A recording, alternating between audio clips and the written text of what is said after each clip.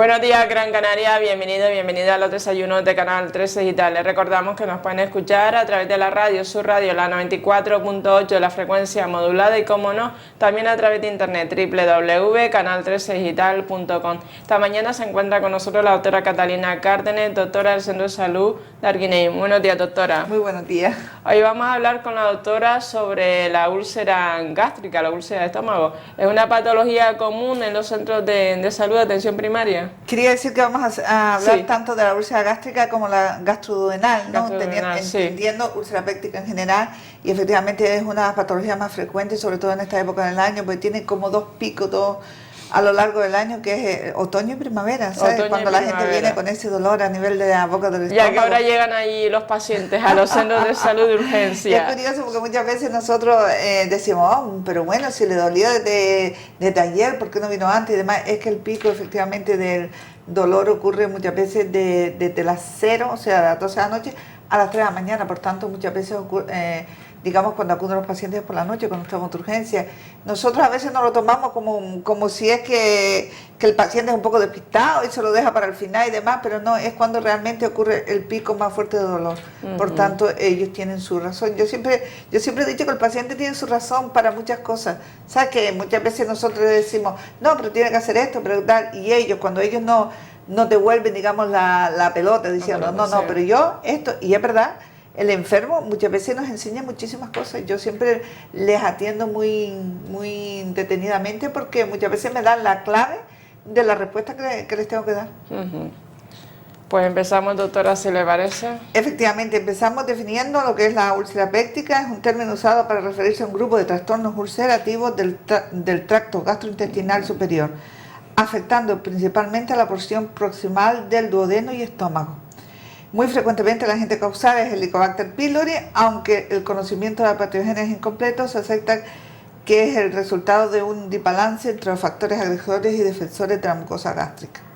A diferencia de las erosiones gástricas, está bien delimitada y es profunda, llegando en ocasiones hasta la capa muscular. Se habla de úlcera refractaria en la duodenal que no ha cicatrizado en 8 semanas, o la gástrica que no lo ha hecho en 12 semanas de tratamiento correcto. Supone un 5 o 10% de las úlceras pépticas en franco descenso. Quiero decir que están las úlceras en relación con el Helicobacter. El diagnóstico es, por supuesto, endoscópico, ¿no? La endoscopia está claro que día a día pues está más en boga porque es la única manera de demostrar que ahí existe una úlcera, no como antes que se hacían pues quiero decir, la radiografía a través de contraste, los enemas, las pruebas que había antes, ¿no? Está más rápida, esta prueba es más rápida. Es más rápida en cuanto al diagnóstico, pero más lenta en cuanto a la posibilidad de la lista de espera, ¿no? Porque como hacer una prueba pues más complicada, que requiere una prueba hospitalaria, pues entonces la lista de espera es un poquito más, se tarda más.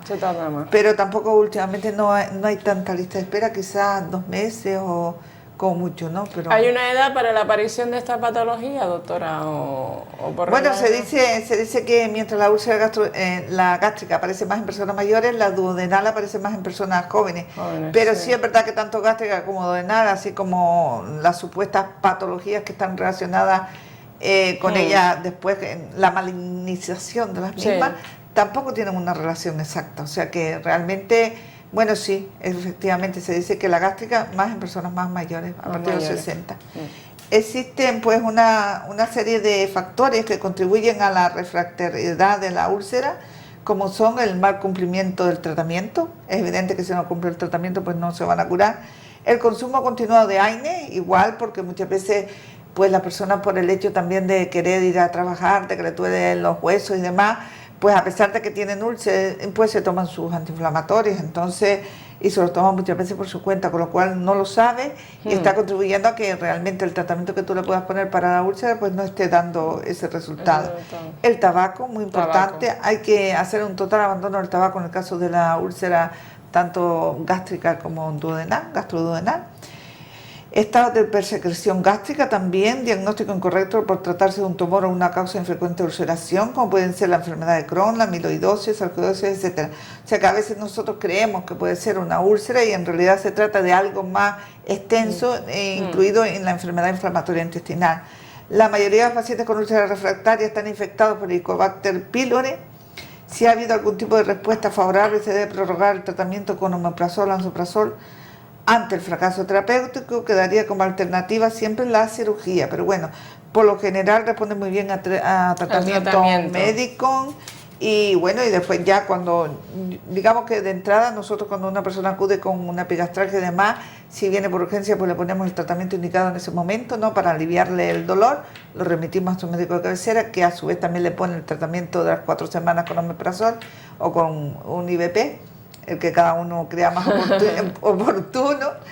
Y bueno, y después hay que remitirlo al especialista de digestivo, porque efectivamente, aunque nosotros podemos solicitar endoscopia, es importante que lo vea un digestólogo, porque siempre puede haber cosas que a nosotros quizás se nos escapen, porque no somos especialistas en todo, como digo yo. Sí. Muchas veces parece que el médico de atención primaria tiene que estar siempre ahí al pie del cañón, no equivocarse nunca, pero la realidad es que nosotros abarcamos una amplia, no solo patología, sino una amplia, digamos, tarea en cuanto a otros conocimientos que pueden ser de bajas laborales, a nosotros nos preguntan absolutamente de todo, o sea, que no es, a mí me preguntan pues hasta que si la maternidad, que si no sé cuánto, cosas que yo creo que corresponden a asesorías jurídicas, ¿no? Yo lo siento. Y aspectos también esos sociolaborales, de tipo digamos, psicólogo. Exacto, bueno. Ustedes también, además de médico de atención primaria, pues ya conocen todo lo de ese paciente, porque llevan años tratándolo y saben que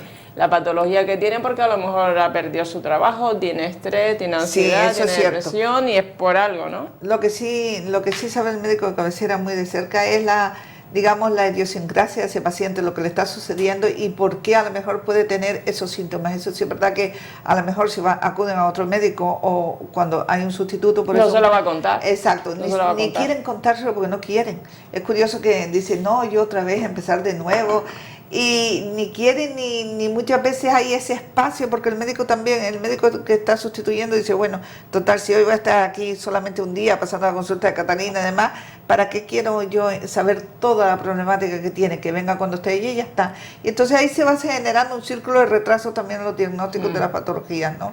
En ese enfoque un poco ambiguo de lo que puede ser la persona en sí, porque yo, por ejemplo, en las urgencias veo un paciente que es de otro cupo, y yo le pregunto absolutamente todo, y para la siguiente vuelta, porque todos repiten en urgencia, no casi todos, pues ya sé montones de cosas que no, de lo contrario, yo decir, bueno, sí, dolor, punta, y ya está. Si yo actúo de esa manera, lo hago más rápido, pero quizás con menos conocimiento de la persona en sí. Pero lo que dices tú es verdad, temas relacionados con la trabajadora social, con servicios sociales, con todo lo que digamos, lo que tiene el ser humano en sí, te lo plantea en una consulta que en teoría tiene que durar 8 minutos. Y yo le doy más que 8, le doy 8 por 3, 24, digo, hasta que el paciente acabe y yo no me sienta contenta de lo que yo le pueda decir al paciente, yo no lo voy a interrumpir por el hecho de que el Servicio Canario o en general la sanidad te ponga una pauta de tiempo en tu consulta. Yo lo que tengo que hacer es hacer una buena consulta. Una buena consulta. Exacto. Y ya está. Entonces vamos a seguir un poco con la úlcera duodenal, ¿no? La úlcera duodenal tiene una prevalencia del 10% de la población general. Su historia natural es la de la cicatrización espontánea y recurrencia, recidivando a los 2 años entre un 80 y 90% con la terapéutica actual. En la mayoría de los casos es enfermedad de único brote. O sea que muchas veces tiene un único brote, pero otros pues recidivan. Se localiza en más del 95% de la primera porción del duodeno. Son pequeñas, siendo inhabituales, mayores a 1 centímetro. El factor más importante es la asociación con el Helicobacter pylori. El 95% de los pacientes puede demostrarse la presencia del mismo en la biopsia gástrica.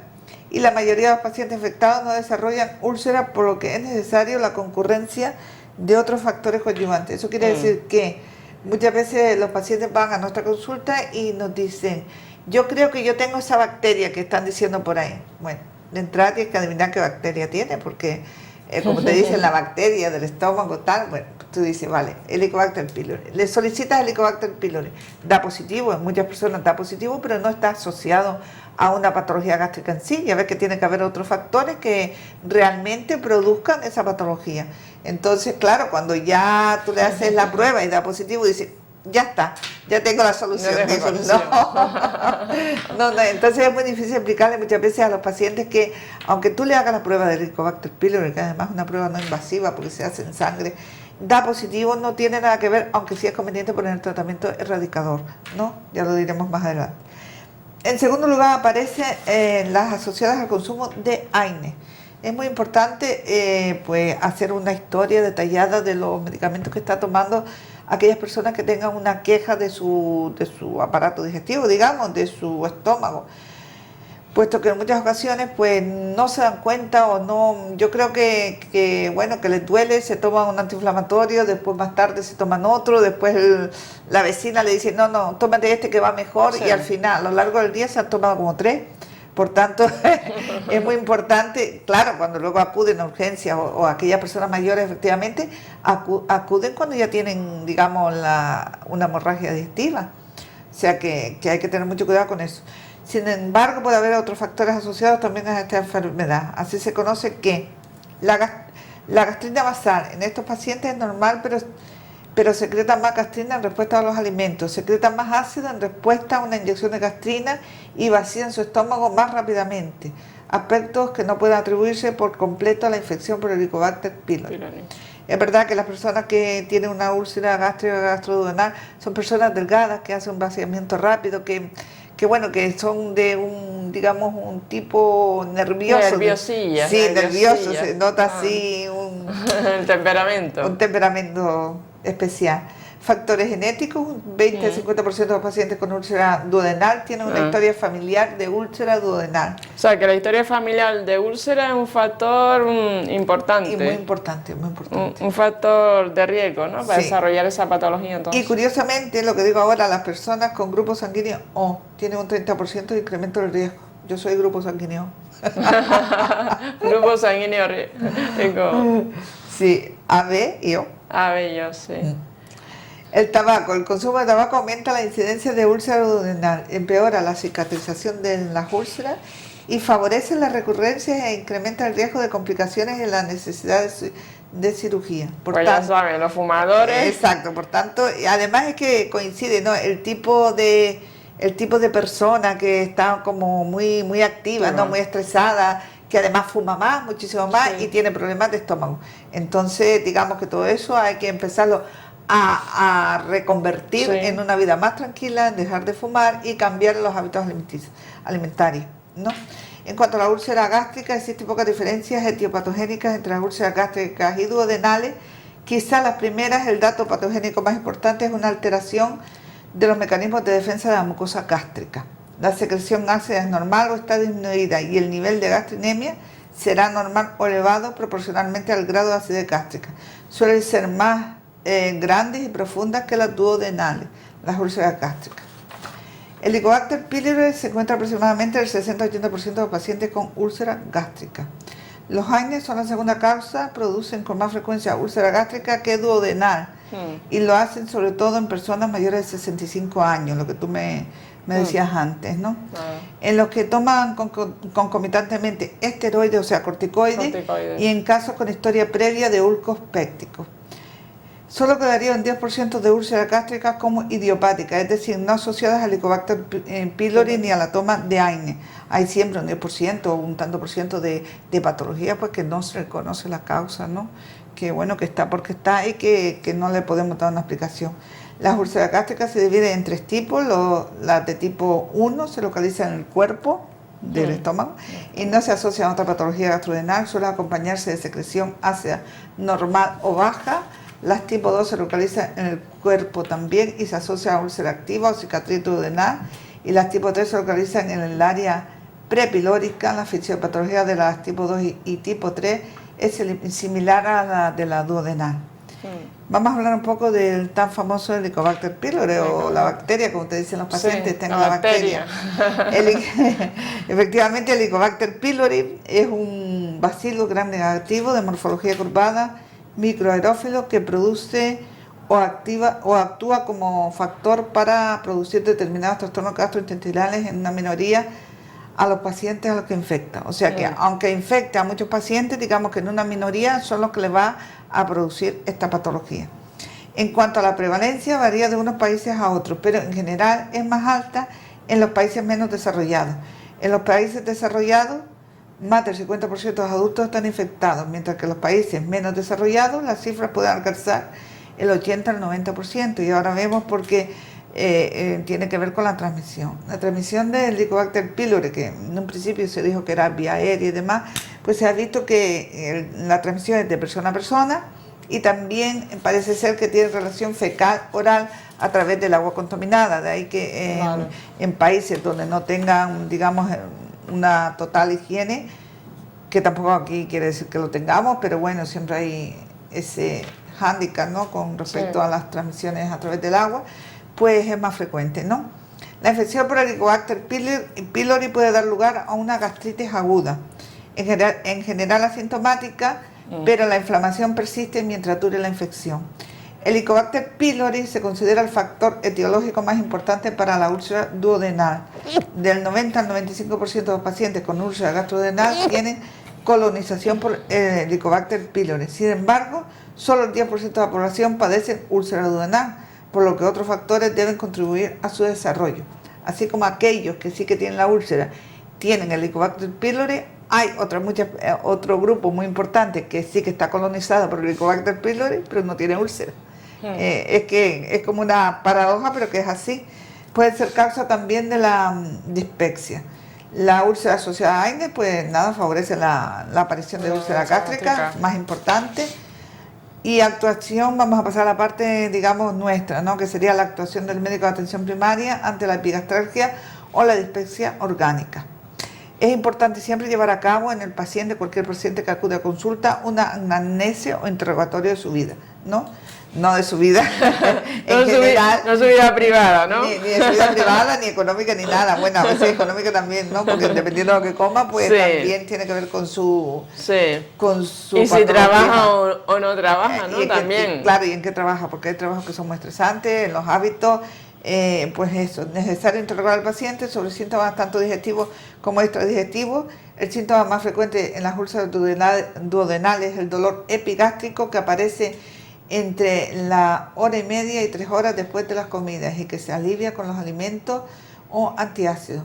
Es muy frecuente que al principio, sobre todo cuando el paciente a lo mejor no tiene todavía conciencia de lo que le está ocurriendo, pues ve que comiendo se le quita el dolor y entonces pues digamos que tiende a eso, ¿no? Tiende o con un antiácido. El síntoma más discriminante es el que despierta al paciente por la noche, entre las 0 horas y las 3 de la madrugada, inducido por el ácido. Que es cuando acude a los centros de salud, ¿no? Efectivamente, es un dolor que lo despierta por la noche y que no se le alivia. Por tanto, el paciente, por supuesto, tiene que ir a un centro sanitario para que le haga el diagnóstico, un poco el diagnóstico, y que le ponga un remedio hasta el siguiente día que pueda acudir a su médico de cabecera. El pico de incidencia de las úlceras gástricas está en la 6ª década, o sea, la gástrica es en la 6ª década. Se localiza en la curvatura menor del estómago. El dolor epigástrico es el síntoma más frecuente, pero siguen un patrón menos típico que el de la úlcera duodenal. Aparecen vómitos con más frecuencia, sin necesidad de una obstrucción mecánica. La prueba complementaria por excelencia es la endoscopia. El diagnóstico del Helicobacter pylori se puede realizar por métodos no invasivos, no tiene que ser a través de una biopsia gástrica, como decíamos antes. De hecho, actualmente nosotros lo hacemos en una prueba normal de sangre, o sea, en la analítica normal, pues viene incluida el Helicobacter pylori.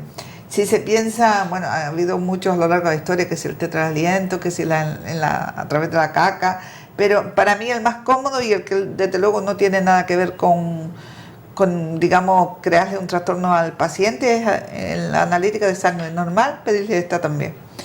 Si se piensa en causa no orgánica, pues darle inhibidores de la bomba de protones, como puede ser el omeprazol, durante 4 semanas, y si no hay respuesta se realiza la endoscopia. El tratamiento, por tanto, consiste en la erradicación del Helicobacter pylori.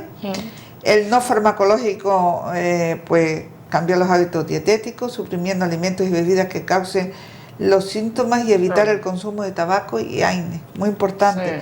Pero sobre todo yo digo, el consumo de AINES es más difícil de evitar porque digamos que determinado grupo de personas pues tienen muchos dolores, están muy enganchados a ese tipo de medicación, no enganchados en plan en el sentido peyorativo, pero sí que que bueno, que dicen, yo me tomo un antiinflamatorio por la mañana y puedo trabajar todo el día, sobre todo tipo trabajos como de apartamentos y demás, que son muy duros, ¿no? Entonces mucha gente pues tiene que tomarse un ibuprofeno cuando va a trabajar. Pero sí que el tabaco no le hace falta para nada, quiero decir que para trabajar no necesita fumar, con lo cual donde nosotros tendría que eliminar el tabaco. Exacto, donde nosotros podemos insistir de una manera más, digamos, más importante a nivel del tabaco. Y el tratamiento erradicador del Helicobacter pylori, que eso ya lleva una pauta y lo hacemos evitar nosotros. esas comidas que producen acidez, ¿no? Realmente, esa efectivamente, grasita, sí. Esas cenas ahí abundantes por la noche realmente, ¿no? Es que realmente, como digo yo, la cena es que prácticamente debe quedar reducida a la mínima cantidad que una persona pueda necesitar para sentirse bien. Quiero decir, hay gente que dice, no, es que si no como no me duermo, es que si no... Pero yo creo que la cena es que se debe reducir a lo mínimo, ¿no? A lo mínimo que tú puedes comer. Y si encima tú tienes un problema de gastritis y demás, o un problema de úlcera, o un problema de estrés que está íntimamente relacionado también, por supuesto, con las úlceras, pero lo que debes hacer es suprimir la cena y dejarla, pues eso, en un vasito de leche o un vasito, ¿sabes? De algo muy ligero, muy ligero. Una cremita, sí. Pero hay gente que efectivamente, pues muchas veces la carne pone el estómago a trabajar que no vea. Quiero decir, a todo tu organismo, y eso no, a la larga pues te produce... Huevos fritos. Y huevos fritos. No, y desde luego la gente que cena así, pues que cena a las 8 de la noche y se acuesta a las 12. Cenar más temprano. Claro, cenar más temprano. Estilo, como digo yo, cena europea, ¿no? Que cenan muy temprano y luego se acuestan más tarde, cuando ya la digestión prácticamente ya está hecha. ¿Y alcohol y tabaco malo? Alcohol y tabaco nada, eso hay que dejarlo de la mano, y sobre todo en las personas que le sientan mal. Quiero decir que por supuesto que ambos son malos, pero que más malos son para aquellas personas que ya tienen una patología de base, que están teniendo síntomas y que están acudiendo a sus médicos de cabecera. ¿Más frecuente, doctora, perdone, en hombres que mujeres, o ha visto más similares? Sí, últimamente la verdad que como los hábitos se han ido equiparando, pues prácticamente igual. Similares. Pues nada, pues muchísimas gracias, doctora, por estar aquí esta mañana y hasta la próxima semana. Y también ya la próxima semana también esperamos respuesta la va a dar la autora, preguntas sobre este aspecto, sobre las úlceras y las dudas que ya han tenido, pues las remiten y la doctora la próxima semana las contestará muy gustosamente. Que tengan un feliz día. Muy buenos días, Gran Canaria, y recordar que esta entrevista es colgada en el Facebook de Canal 13 Digital.